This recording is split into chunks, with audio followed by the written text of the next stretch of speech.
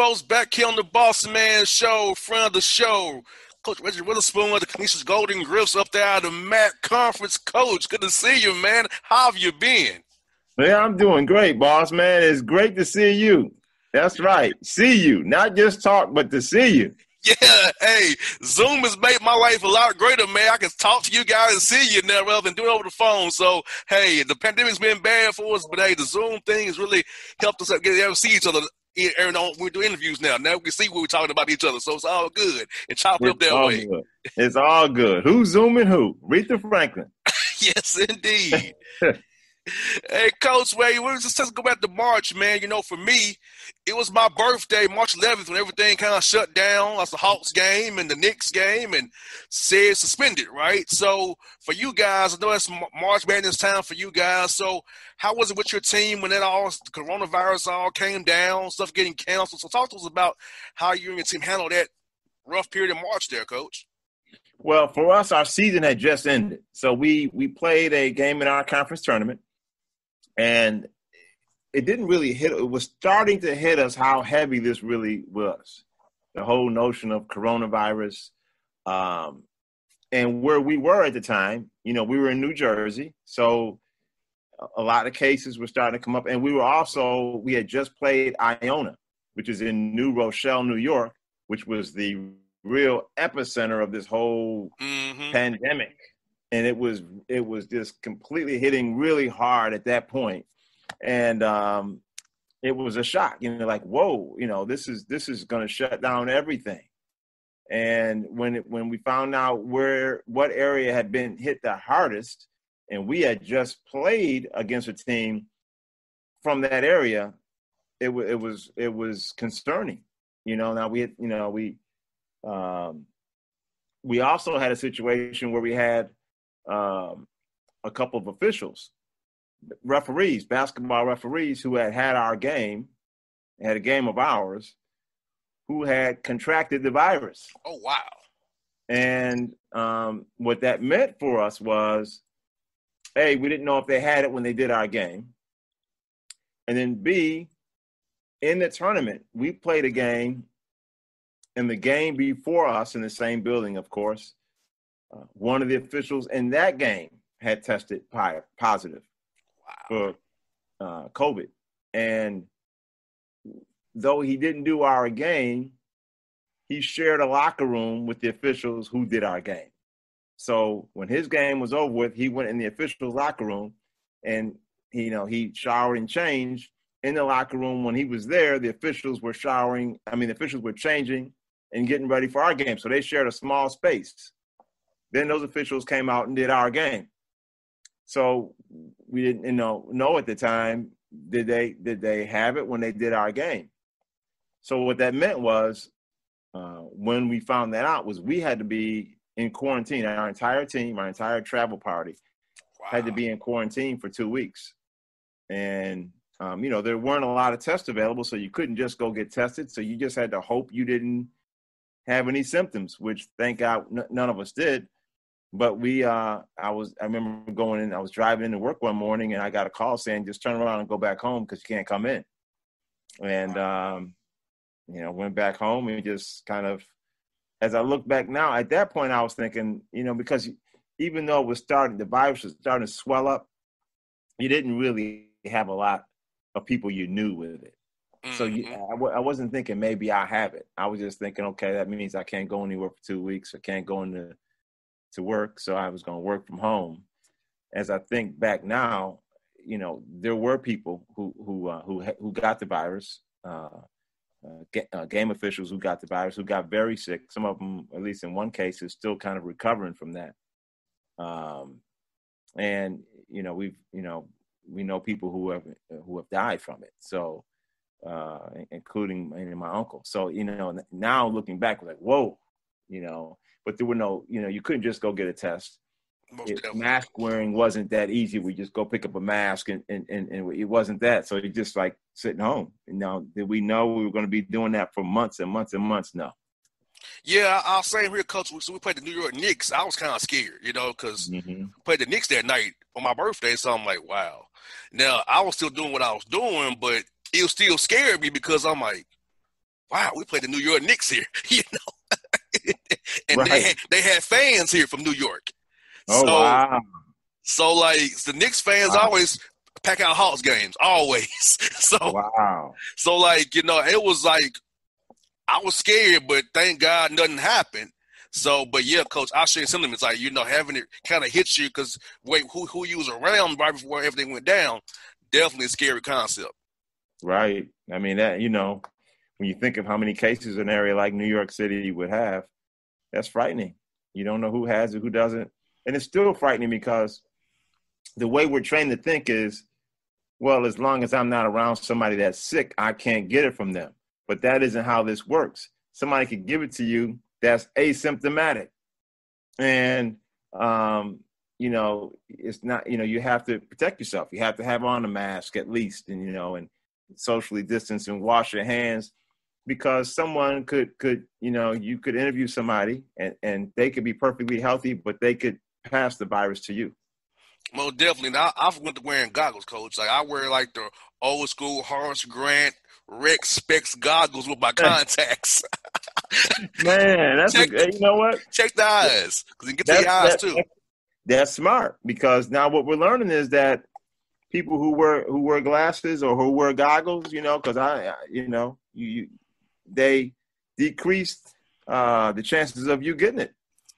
Most definitely. So yeah, I went to that. I put on when I go outside, Coach, I take off the tinted shades, put on the contacts of my goggles. People look at me like I'm weird, but hey, I said the virus get through your mouth, your nose, and those are virus entry points.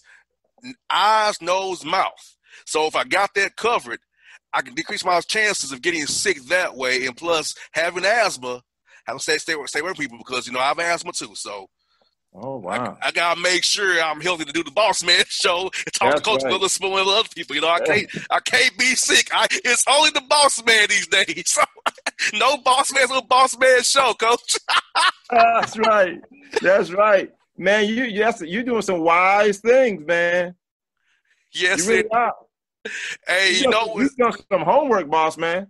Oh, yeah. Well, Coach, I use the common sense. Like a virus, it gets to your eyes, nose, and mouth, and hands. It's surfaces, right? So, hey, this is a virus, right? So the same concepts. But see, people are not talking about the eyes. They're talking about mask. They're not discussing the eyes because it's airborne. Right. Like I said this at the beginning. No, any virus is airborne. Why are they on the elevator? Somebody sneezes or coughs, you may get sick too because their droplets are in the air. And so I feel like, Coach, a lot of people are not using common sense about this. That it's a virus. Viruses do what? They're airborne. They entry where? Eyes, nose, mouth, 3 entry points, hands, surface, touch, face to eyes. So like, hey, how do you stop that? Goggles. And I wear a double mask, an N95 mask with a cloth over it. So, because having asthma, I got to take extra precaution, of course. So, I feel like I tell this every week, it's common sense, people. We're making it harder than it has to be, Coach. I tell this all the time. Make it harder than it has to be. That's right. You are so right. I do. I wear a shield when I'm in the gym with the guys. If I'm in there for too long a period of time, but I always have a mask on, when I'm indoors because – we got to take precautions while we can, because once you have it, you have it. Yeah, and it's right here, Georgia State, one of our quarterback here, a great talent. He got the virus, but his heart inflamed with that microcardosis from COVID-19. He can infect your heart, your lungs. So even a guy that's 20 years old has some lingering effects now. So we got to take it caution, because even when you don't have quote unquote the corona symptoms, it's messing with your kidneys. It can cause lung damage, your heart. So it's attacking every system we got. So when you get it. So knowing that, I'm trying to tell my listeners here, Coach, all the time, man, you have to take this seriously. And you can't get impatient. You can't get that whole I'm sick of being tied up, because I was going to say, you're here today for what you did yesterday. Because you go act the fool yesterday, you might not be here today. And you might get something you don't want. That's right. And it could be like, hey, You know, you can take your eye from me, coach. I'm a single guy. I said, look here, I want to go see some gals, but I don't want to take an L for that moment of pleasure. That's right. That's right. Hey, I had a good. Hey, he got one more off, but he's heading below now. You know, I was still for one reason, I was still for another way, and he ain't coming back. So I don't want that. So, you got to be careful, man. So you're right in that there's other lingering effects. So you said the quarterback from Georgia State? Yeah, inflamed heart from COVID-19. No symptoms, but now he has an inflamed heart. So from the having COVID. So even when you're not symptomatic, it's still doing something to your body. It's doing something to you. So that's the part that people haven't come to grips with. And unfortunately, in Atlanta, we don't have a mask mandate here. So we have bars open, nightclubs, having clubs, having an indoor pool party inside of a club, bringing a portable pool in a club, filling up, having an indoor pool party. I don't get it. I'm like, why?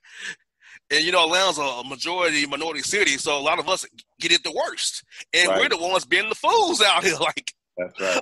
What are we doing? Right. So, and you mentioned one other thing. You mentioned about basically having endurance, because we get tired of the inconveniences. And when we get tired, we lose endurance. Mm-hmm. And that's when we need encouragement to just say, you know, we got to keep through this thing until we can officially get through it. We'll get through it, but we got to have enough endurance to say, okay, I know I'm tired of wearing this mask. I wish I could have it the way I used to have it, but we got to have endurance enough to say, I'm going to do this until it's over. Yes. That's the big picture, coach. Trying to make my listeners understand, hey, I tell them every week, coach, we have to fight the good fight. You want to stay alive. I mean, a moment of fun can be your demise. That's right. And you don't want to take that risk. No. I like breathing still. I have a lot of impact on this world still. I like being here. You know, I'm not ready to go see the Lord yet. You know, I want to be here a little bit, a while longer. That's so right. I talk to my listeners every week, coach. Give them hey, please be safe. Take precautions. Don't get impatient. Just don't get impatient. That's the key. Yes. Don't lose endurance, right? Yes. Know, because a moment of fun goes by quick when you compare it to an opportunity to live. Yes. A moment of fun is really only about 10 seconds when you compare it to an opportunity to live. You got that right, coach. So you're so right. And coach, for your young men, having to go from on campus to virtual, how was that academically for your young men? I know it was kind of when they went back home, you know, and miss a class, usually you can get someone to make them run something, make them do some conditioning work. But when they're at home, all you have is the blackboard looking at what they're doing. So how did you guys handle academically being virtual from being on campus all semester long? Well, it was a challenge going back to the spring because also we're not seeing them. We didn't have that FaceTime to be able to see them and have them see us. Now, fortunately, you know, I said this not just because we're on Zoom, but I said I never heard of Zoom until March, let alone use it. I have really heard of it, you know. And I have FaceTime on my phone, but I'm gonna tell you, I probably didn't use FaceTime no more than 20 times total on my phone. But after that happened, I was on Zoom and FaceTime all day, every day. And the idea was, you know, we were all going through it, but for younger people, you know, our guys, I didn't want to run the risk of losing that contact with them. Mm-hmm. So we as a staff, we really worked hard just to keep them encouraged, keep them organized if we could, and follow up and follow through with them on assignments and quizzes and tests and just study halls. And we did as much follow-up as we possibly could, and we had really our best semester that the men's basketball program has had in a long time was the spring semester. And then now they're on campus. Some of the classes are virtual. As you know, New York State is a very strict state. You know, we started off with this COVID, and it was tearing apart the state. And we've gotten ourselves to the point where we're actually doing very well.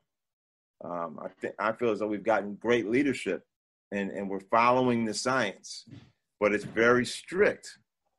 So as we come back on campus, if you're from a hotspot state, when we started in the fall, our guys would have to quarantine for 2 weeks if they were from, if they were international students. So we have internationally, we are represented by the Netherlands, 2 from the Netherlands, 1 from the Ukraine, and 1 from Canada. Well, the kid from Canada, Scott Hitchen, never went back home. So he stayed here the whole time. So he didn't have to quarantine when fall semester started. But the other 3 young men all had to quarantine for 2 weeks. And then if you're from a hotspot state, we had 1 from Maryland. Maryland's a hotspot state. We had 2 from Ohio. At the time, they came here 2 weeks early. And they came on, so they arrived on a Monday with the intention that they were going to have to stay in their room for 2 weeks and not come out. Wow. They got here on a Monday. On Tuesday morning, Ohio dropped off of the hotspot state list. So 1 went back home, but he knew if you go back home and they go back on the list, whenever you come back, you got to quarantine for 2 weeks. He ran that risk. It worked out well for him. The other young man stayed, did his quarantine anyway. But it just speaks to how the things had to be adjusted to, that if you come from a hotspot state, and it's still that way. So it relates to scheduling too. Most we definitely can't really schedule a game against a team from, say, where you are, Atlanta, Georgia. That team would have to come here and quarantine for 2 weeks and not do anything, and then play us on the 15th day, which is obviously not going to happen. And we wouldn't be able to go play them because we'd have to come back and quarantine for 2 weeks. So we've had to really adjust to this whole different way of learning and doing things. Now, I'll say this. For our guys right now who are in class, some of their classes are virtual. We're trying to get our guys away from the notion of having to be in a classroom, because one of the other things that's being done, not just in our state and statewide, but it's being done in our county, is that if a young man or a young lady is in a class and it's 55 minutes or longer, and someone in that class tests positive for COVID, the entire class, including the professor, has to quarantine for 2 weeks. And that's with a mask. So you have to be, if you're on our campus indoors, you have to have on a mask. So you could be with a mask, but that's just, so we don't really want them in classes that are going to, if they have classes that are 50 minutes, and they're in person, they can do it. But some of these classes are an hour and 20 minutes, and we don't want them in those classes for that long. So it's a lot of adjusting. A lot of things that you have to get used to, and things you have to do differently. Yeah, I was asking about that, Coach, because I've seen some of the contracts for non-conference games with the COVID clauses where you only get paid for travel, and if it's fans there, it's this number. If it's no fans, it's this number. So are you all pretty much going to play non-conference games up in the Northeast area, kind of find schools up there that are willing to pay, that has the money to pay, where you can bus in one day and leave? So how has scheduling been with knowing you had previous contracts, MTEs probably that you had booked, and how's that going to be with November 25th to start date now? So 2 weeks to get guarantee games are gone now. So how has that been, Coach Kells, in these games here for 2020 and 2021? It's been a struggle, Bossman, because the guarantee games are difficult to get. Number one, they don't have fans to generate the kind of revenue that would warrant them paying or wanting to pay. Number two, because of what you mentioned about the travel, we pretty much are limited regionally, but not just. We're fortunate that in our conference, we have Connecticut, New Jersey, and New York. And those 3 states have been on the same path in terms of how they're going to fight coronavirus. Mm-hmm. So with the mask mandates, the numbers have been very similar. Nobody's been in the other person's quarantine list. So we're fortunate in that regard. Now, as it relates to non-conference, we had an MTE that we were going to be a part of that we can't. It was going to, we had contracted it. We were going to be scheduled to go to Wyoming we're going to be scheduled to go to California and scheduled to go to the state of Washington. All that travel, we would have had to quarantine for 2 weeks when we got back, so that's not going to work. So we're having to rearrange, who we're going to play and how we're going to do it. And we still haven't completed that process. We have some things that we're talking about, but we haven't completed that process. And mm-hmm. And Coach, does that mean contracts get pushed to next year, hopefully? Because some coaches have told me about, trying to get them done in the following year, just trying to play regional games with the ones who may be willing to pay this year, or just play guys on your level, just to get some games in before you get into conference play. So I know it's been difficult for you guys, and I feel for you, especially up there in the Northeast, man. So you're thinking maybe going some teams, other conferences, like kind of on your level where you don't have to really just worry about the money, just make sure you get some games in before the conference play starts. I know the MAC is a very tough conference that you guys play in for sure. Yeah, well, you're right. You're absolutely right in terms of how we're thinking about this. And in addition to that, so games in our area, for instance, Ohio is a close state. It's not bordering, but it's very close. For instance, like Cleveland is 3 hours away. That's close enough, right? Or Youngstown State's even closer than that. They're less than 2 hours away. But the problem is, because of the quarantine challenges, I don't know that we can do that. Mm-hmm. So we got to look at like Pennsylvania, New Jersey, New York, and Connecticut.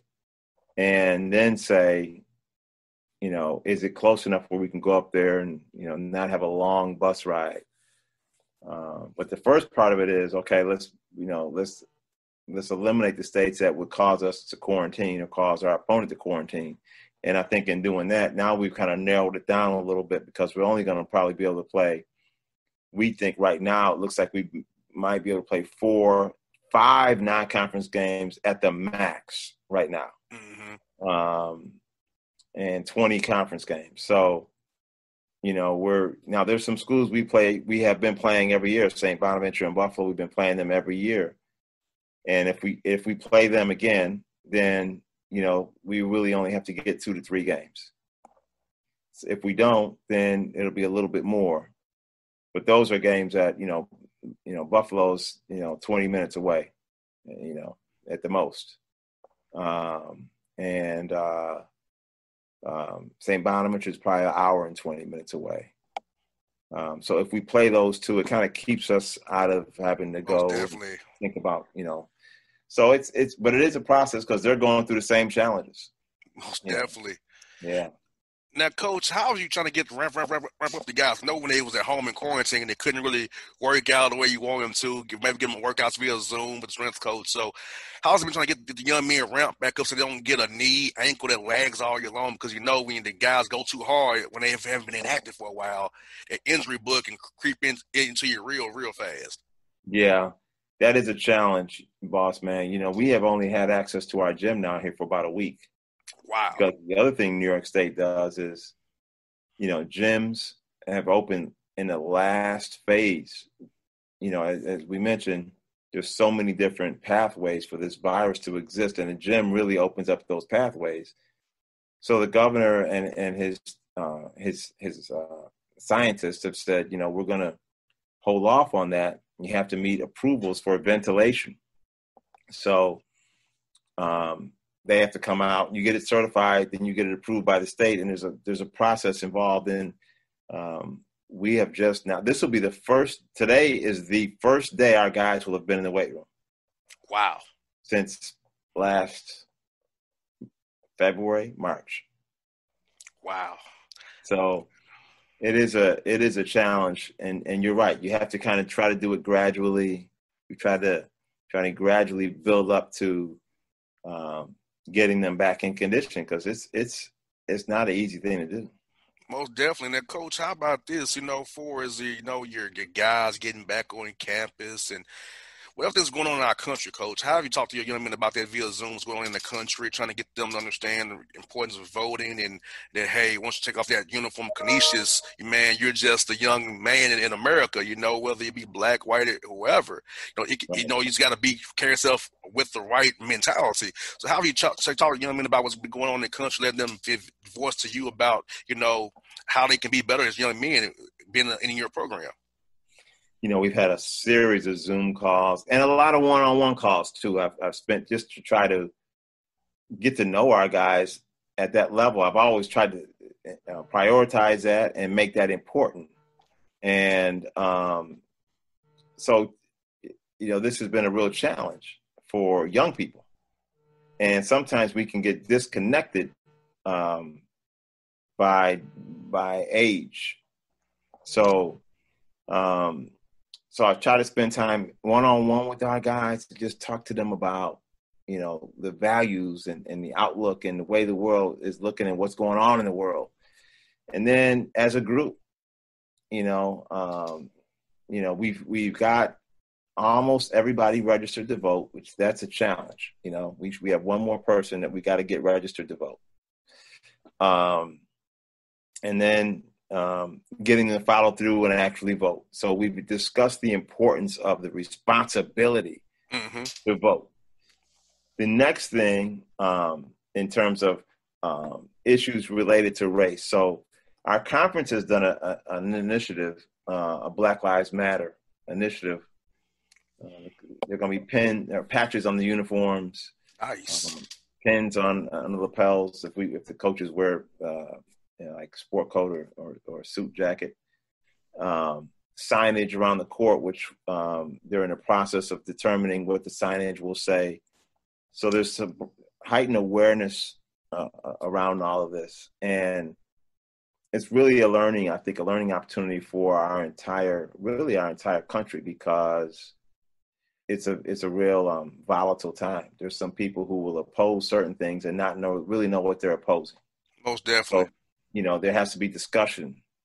And I think amongst our guys, I'm told by them that they've had their own individual discussion about what's right and what's wrong, and and what they value, and just respect and how to treat people. And so that's kind of a continuing dialogue. And I think our guys are growing and learning from it, because, as I said, we have 4 young men on our team that were not born in America. And some of them have their own experiences surrounding issues of race, but they haven't had those experiences necessarily in the U.S. Got you. And then we have, the other guys on our team are African American. They're young Black men who've had very real experiences around issues of race, whether it be with the police or whether it be just in general. And to try to get them to see the same thing, to not necessarily experience it the same way, because that would be difficult. But did you see this happen? Now, see, one of the things I think happened with the pandemic is the issue with George Floyd was kind of indefensible. And there have been things that people have tried to defend that have been reasonably indefensible, but that one is completely, you can't really defend that. And it happened at a time that we all know that that's not the first time something like that has happened. But the difference with that one is it happened when the entire world was shut down. And 8 minutes and 46 seconds is a long time. Mm-hmm. So you couldn't say I didn't see it unless you just didn't have cable or want to see it. Right? If you had cable or Wi-Fi, yes, and you were blessed with sight, you saw it. But even if you didn't have cable, Wi-Fi, or having been blessed with sight, you heard about it from someone who did. And so it was kind of undeniable and indefensible. So I think it caused conversation. And so now I think it's out there and people are talking about it. You can't ignore it. And then obviously that isn't the only one that has happened, but that has caused discussion about the other issues of police brutality or murders at the hands of the police or just racism in general.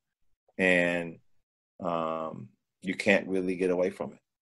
And so it's a learning opportunity, and hopefully the country grows from it. But we've tried to kind of use that as a discussion with our team, with our staff. We've always kind of talked about things like that, and listen to one thing I think that we have to do with our young people is be willing to listen to them. Yes. And let them just tell you what they think. And then, and I've had to do this with my own kids. I had 2 daughters. They might not see it the same way I see it, but I have to listen to them because in some cases they might see something I didn't see. Mm-hmm. What happens with someone like me, I've seen this happen so often that I got to be careful not to accept it. Most definitely. And they say anything you get used to, you accept. And I haven't accepted it. But if I'm not careful, young people could look and say, I think he's accepted it. So you got to kind of listen to them and let them express what they're going through and how they feel about it and how certain things have made them feel. And then, discuss with them those feelings from a historical perspective. And hopefully the younger people will listen to us as well. And Coach, I got 2 more for you. Tell us about the key guys returning on your roster this year that we had to look out for, and your newcomers as well, Coach. So the good thing is we lost a good chunk. Like Malik Johnson was a 4-year starter, 4-year captain, point guard. Corey Brown was just with us for 1 year, but he ended the season as a starter for us. And Dante St. Louis didn't necessarily play a lot, but he was with us for 4 years. So we've had a kind of a combination of experience that played a lot, experience that didn't play a lot, and a guy that wasn't with us for a long time, but that ended up playing a lot. But we have, I think, a good nucleus of guys that last year kind of got thrown in the fire, but hopefully it will pay off. Hopefully last year is more of an investment from the standpoint that like Jaco Fritz and Armand Harid played a lot of minutes as freshmen, a lot of minutes. Jaco being on the all-freshman team. Probably more minutes than maybe what may have been good for them at that moment, but hopefully it'll pay off this year. Jordan Henderson played through some injuries.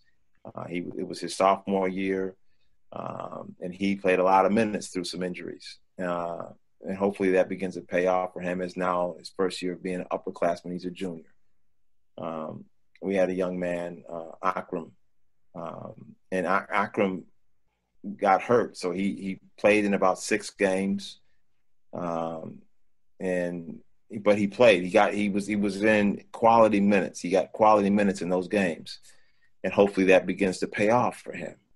Jelani White and Scott Hitchin and Majesty Brandon are all seniors, and Majesty was in his first year with us last year because he was a junior college transfer. Ended up being our leading scorer. Came off the bench. But it was a lot of responsibility. It was a lot of things that were new to him. That now he is hopefully a little bit more. He gradually gained some comfort about being out there and playing all those minutes in his first year as a Division I basketball player. And Jelani and Scott, they went through that even as sophomores. They played a lot of minutes, probably more minutes than maybe what they were, ready for. But now they're seniors, so the hope is that pays off for them. Definitely. And then Malik Green transferred to us and had to sit out. So he sat out all last year.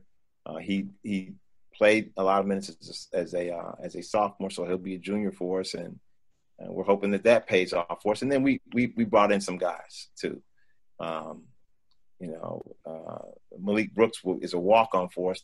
He played football last year and decided he wanted to go back to basketball, transferred, and is coming in as a walk-on. But 2 freshmen, Asa Baya and Seam, who's from the Netherlands. Asa went to a prep school. Seam played internationally, so they they maybe have a little bit more experience than a kid who's coming straight from high school. Most definitely. And then we signed 2 junior college guys, and I think that both of them, Amadou Fofana and George Maslinikov. George has had some Division I experience, but didn't play a lot at DePaul. Is a big guy that has some potential, and Amadou played a lot of minutes and a lot of responsibility, and ran a team and led a team, and was familiar with our program because his junior college was right down the street.